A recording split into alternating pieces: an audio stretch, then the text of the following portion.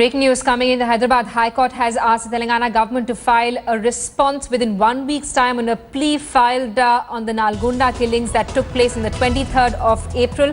Remember, 5 under trials had been killed by the police in Telangana's Nalgonda district 2 weeks ago. The Hyderabad High Court has also asked that cases be registered against the 17 policemen involved in the killing. Let's get now word from our editor South Tia Sudhir, who's with us on the phone line. Sudhir, finally the High Court also taking cognizance of these killings. The police, of course, had alleged that this was an encounter and the under trials were trying to escape.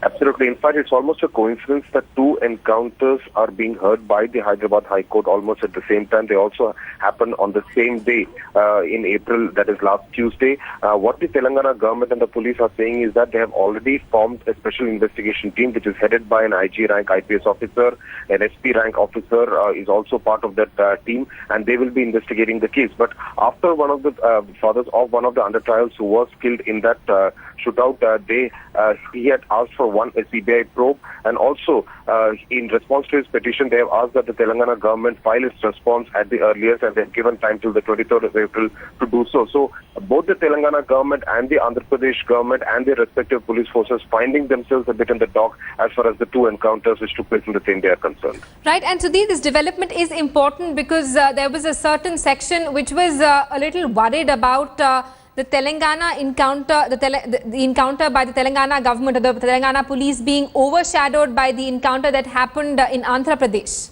Absolutely. Since there were 20 alleged red sandal smugglers were killed inside the Chittoor forest, the attention was much more focused over there. But the very fact that 5 under trials whose hands were actually handcuffed to their seats while traveling in that escort bus, the fact that all the 17 policemen who were traveling with them were armed, but they were all shot dead, seemed to have a lot of loopholes in the entire story. And that's what the human rights activists have been saying, that there is really no reason why all the 5 under trials should have been shot dead. And prima facie, they have been saying that there aren't too many bullet wounds, bullet shots which have been fired all over the bus. So that is something which will be investigated both by the special investigation team, but of course now the Hyderabad High Court also getting into the issue and also, in a sense, monitoring the entire case.